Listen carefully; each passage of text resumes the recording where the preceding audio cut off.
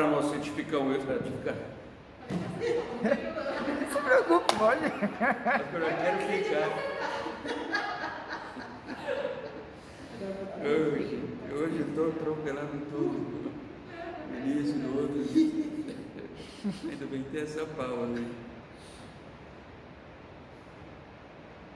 Irmãos, vamos ler a palavra de Deus para a nossa edificação espiritual em Mateus capítulo 5, do verso 1 ao versículo 12.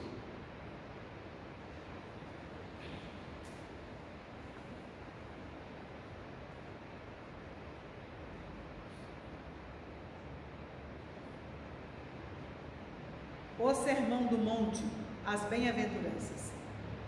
Vendo Jesus as multidões, subiu ao monte e, como se assentasse, aproximaram-se os seus discípulos e ele passou a ensiná-los, dizendo: Bem-aventurados humildes de espírito, porque deles é o reino dos céus. Bem-aventurados os que choram, porque serão consolados. Bem-aventurados os mansos, porque herdarão a terra. Bem-aventurados os que têm fome e sede de justiça, porque serão fartos. Bem-aventurados os misericordiosos, porque alcançarão misericórdia. Bem-aventurados os limpos de coração, porque verão a Deus. Bem-aventurados os pacificadores, porque serão chamados filhos de Deus. Bem-aventurados os perseguidos por causa da justiça, porque deles é o reino dos céus. Bem-aventurados sois quando por minha causa vos injuriarem e vos perseguirem e mentindo disserem todo mal contra vós. Regozijai-vos e exultai, porque é grande o vosso galardão nos céus, pois assim perseguiram aos profetas que viveram antes de vós. Amém.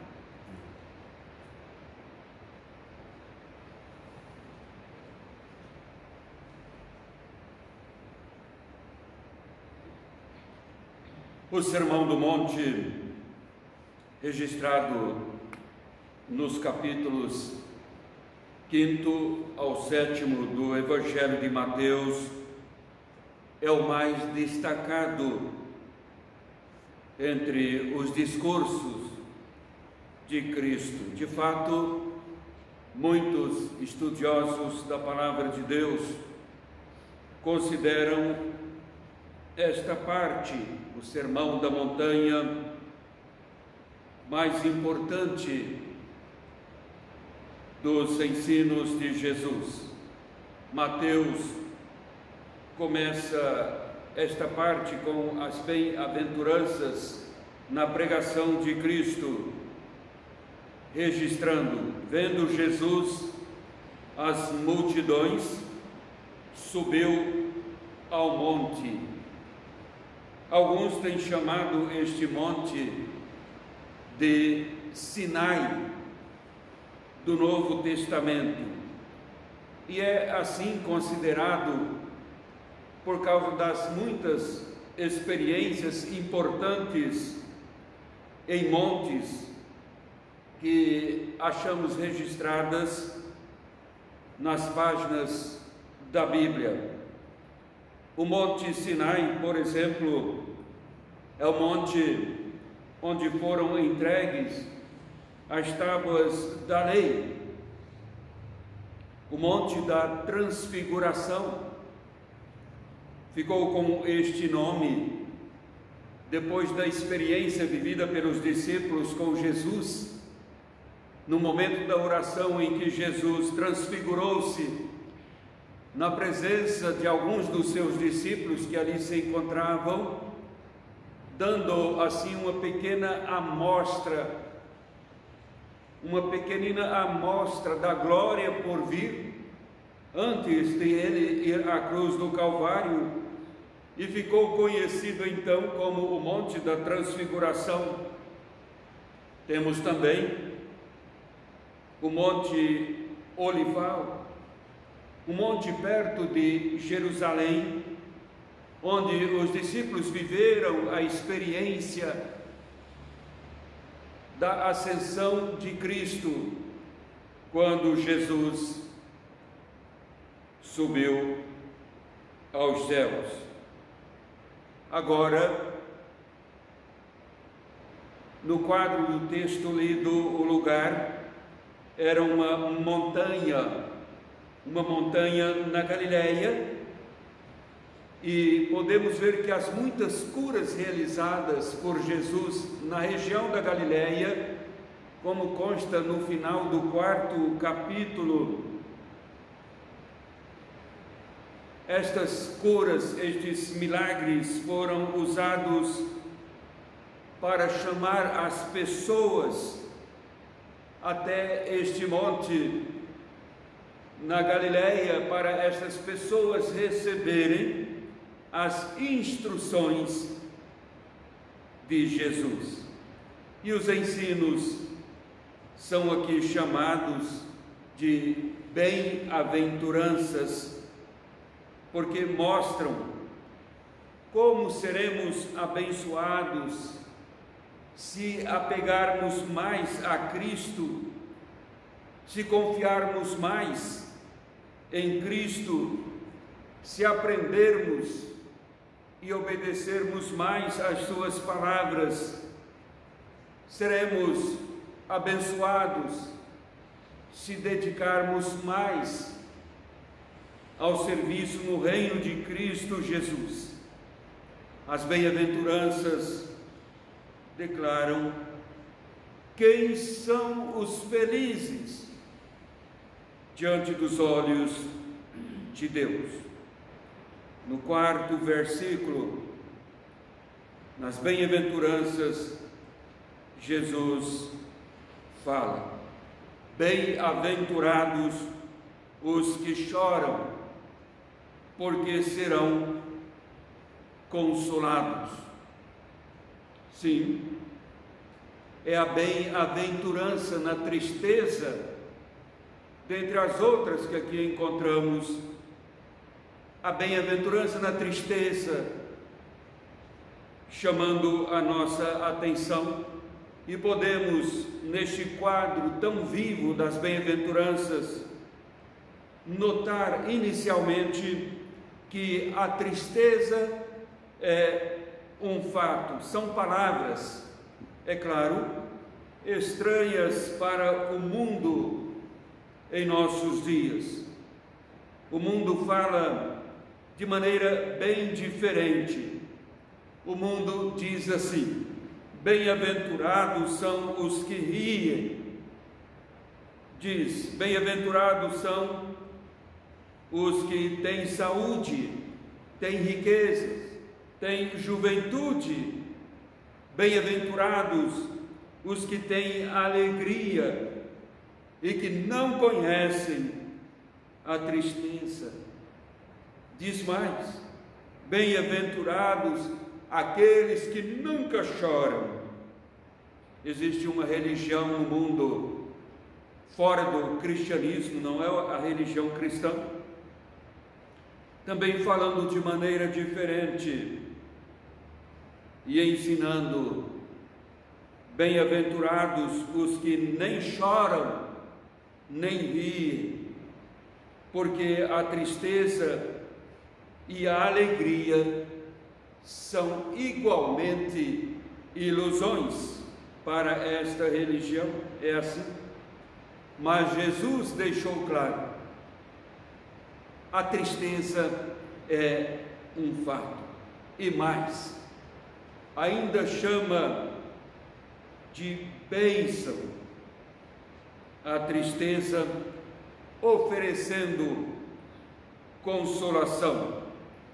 Mas sabemos que a tristeza não é uma bênção em si mesma.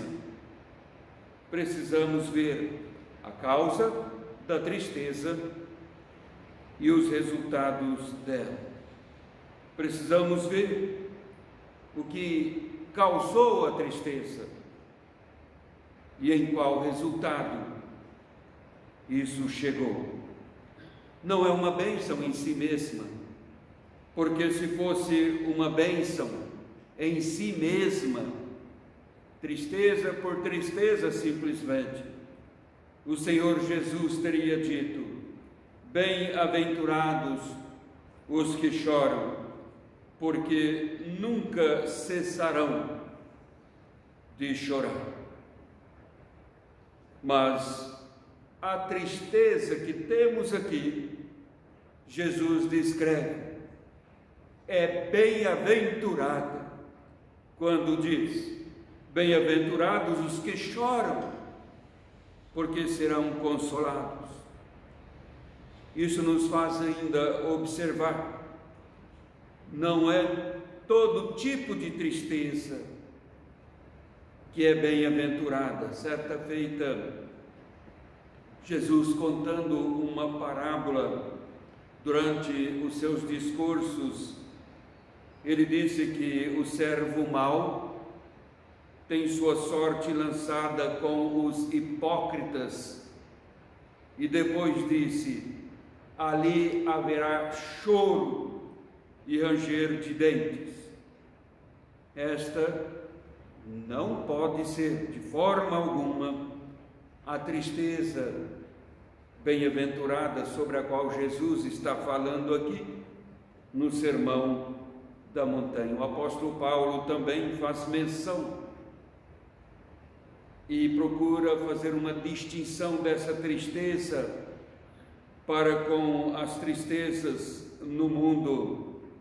Ele destaca a tristeza bem-aventurada quando ensina, porque a tristeza, diz o apóstolo Paulo, segundo Deus, produz arrependimento para a salvação, que a ninguém traz pesar, mas a tristeza do mundo produz a morte.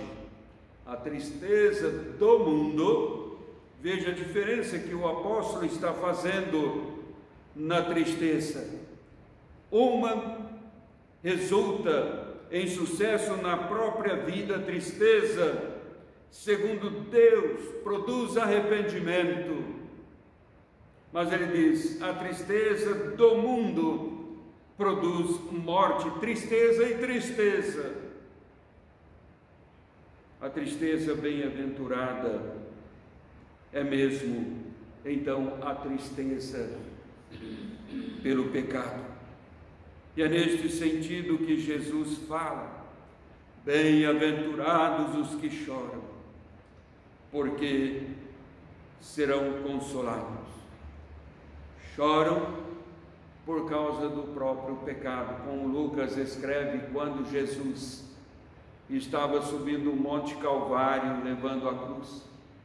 Algumas mulheres de Jerusalém seguiam Jesus e a cruz, chorando. Jesus olha para trás e diz para aquelas mulheres: filhas de Jerusalém, não choreis por mim, chorai antes por vós mesmas e por vossos filhos. Jesus está tocando o dedo exatamente nesta questão da tristeza, quando se reconhece o pecado. É disso que ele diz: é a tristeza bem-aventurada, é a tristeza por causa do pecado. Bem-aventurados os que choram, porque estes serão consolados. Não é o choro, então, por uma tristeza casual, mas é uma profunda tristeza na alma, por reconhecer a si mesmo, reconhecer a si mesma como pecador, como pecadora na presença de Deus. Primeiro, Jesus fala do reconhecimento da própria condição espiritual. Estas bem-aventuranças aqui não podem ser tratadas separadas uma das outras, porque uma está interligada à outra. No versículo 3, Jesus fala do reconhecimento que a pessoa tem de si mesma como um pecador. Ele diz: bem-aventurados os humildes de espírito, porque deles é o reino dos céus. É o reconhecimento da própria condição espiritual. pobres, humildes de espírito. É o entendimento, quando a pessoa vai conhecendo mais a si mesma e a sua condição espiritual e faz aquela descoberta que não há nada espiritualmente valioso dentro de nós. Não existe a partir de nós qualquer valor espiritual na presença de Deus. É mesmo a consciência de que nada existe em nós para nos capacitar a sequer fazer o bem.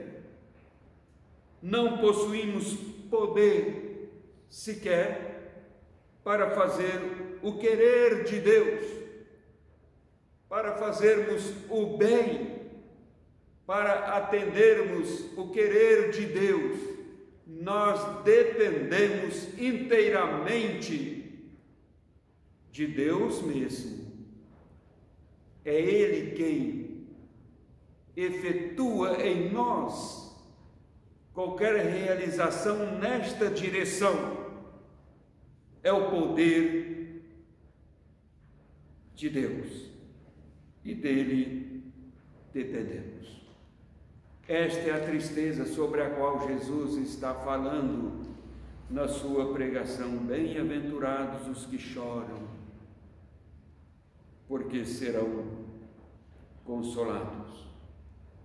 Mas isto nos faz ver ainda que o consolo aqui é a promessa certa de Cristo Jesus. Ele diz: serão consolados. Parece, irmãos, um paradoxo.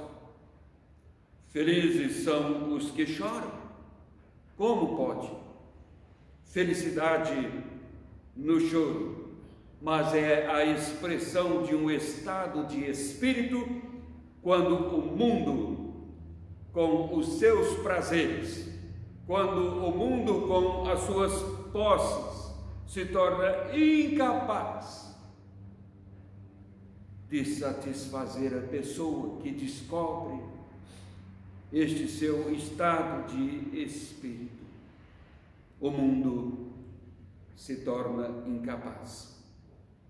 Os que assim choram devem ser consolados. O apóstolo Paulo, em Romanos, ele traz à luz esta mesma verdade do consolo tão gracioso e tão elevado, tão sublime, certamente esperado por cada cristão.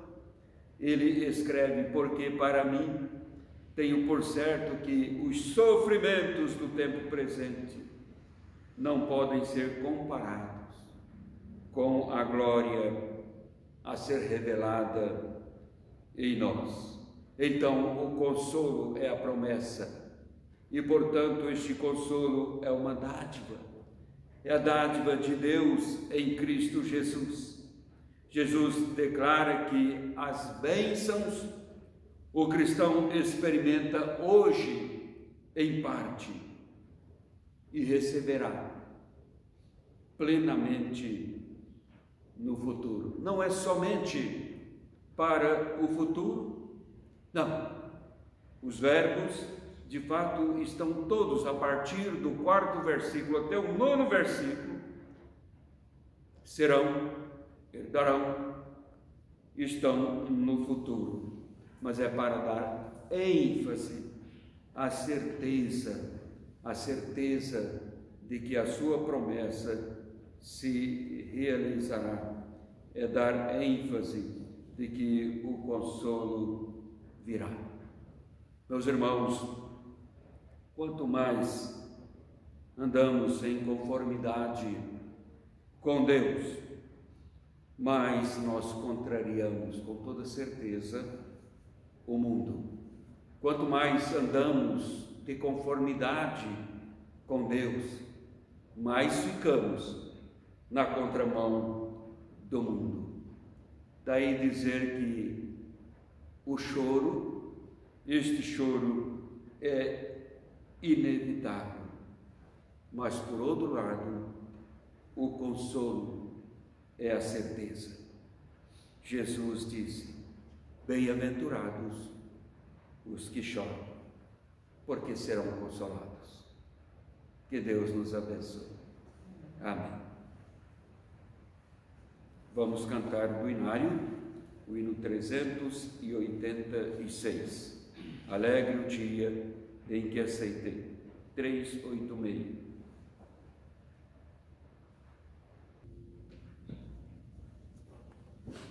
Nós vamos orar e depois impetrar a bênção para encerrarmos o culto com a Amém 13. Vamos orar. Deus eterno e Pai poderoso, no final deste culto dirigido a Ti, queremos, com os nossos corações alegres, agradecer-te, ó Senhor, por Tua presença gloriosa, presença confortadora, presença que instrui, que dirige, presença que dá segurança.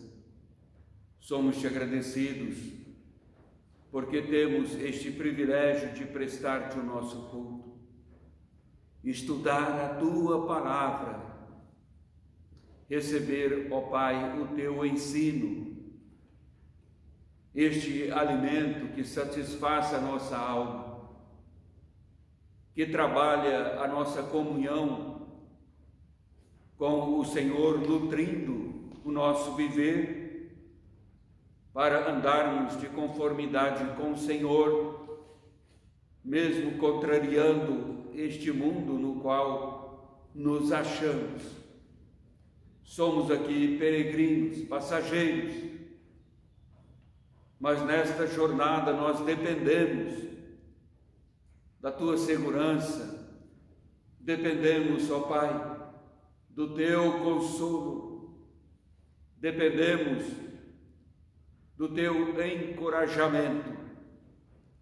Pedimos assim a Tua bênção sobre a Tua igreja, principalmente nesta ocasião ainda de pandemia, em que aguardamos o retorno às atividades regulares da vida, às atividades regulares da Tua igreja.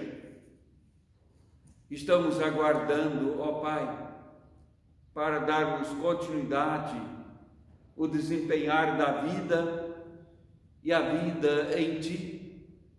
Mas, mesmo em nossas casas, suplicamos, conceda-nos a graça de podermos crescer dia a dia no conhecimento da graça e da pessoa de Cristo, nosso Salvador eterno.